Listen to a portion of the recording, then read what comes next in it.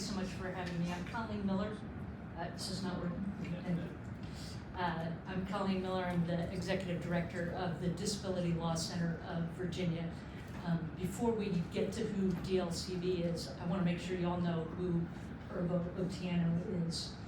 He was a young man experiencing a mental health crisis, which is not an infrequent occurrence in the Commonwealth of Virginia.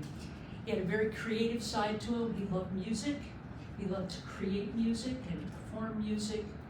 You should know that he was deeply loved by his family. After we issued our report, his mother called us to make sure that we understood just how deep a loss they all felt since his death, and to make sure that we understood that this was something, in their view, that cannot continue in Virginia.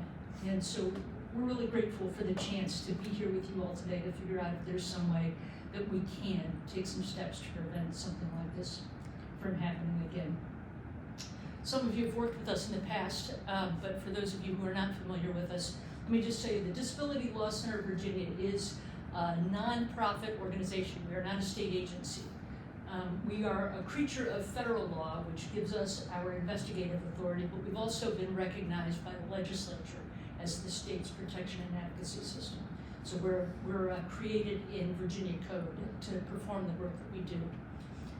Our mission is to promote independence and choice for people with disabilities, to particularly advance their legal rights and protect their legal rights, and to do work to eliminate abuse and neglect of people with disabilities. And that is probably the most significant part of our mandate, and it is what drove us to conduct this investigation into the death of Mr. Otieno.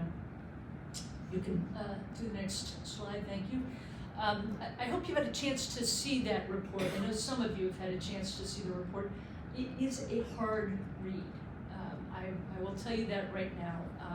It requires a fair amount of putting it down and walking away from it from time to time. But in the end, we conclude, after looking at the events of the last few days of Mr. Otieno's life, that there is serious reform needed in Virginia because the events that happened to Mr. Otieno resulted in his death, and it got a lot of media attention.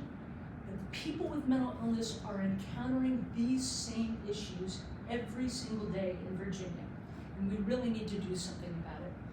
We need to take some action to end the criminalization of mental illness, to have people with mental illness be responded to by somebody other than law enforcement.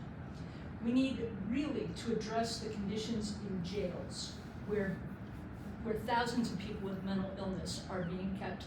And those places, the jail community would tell you that they are not equipped to deal with serious mental illness.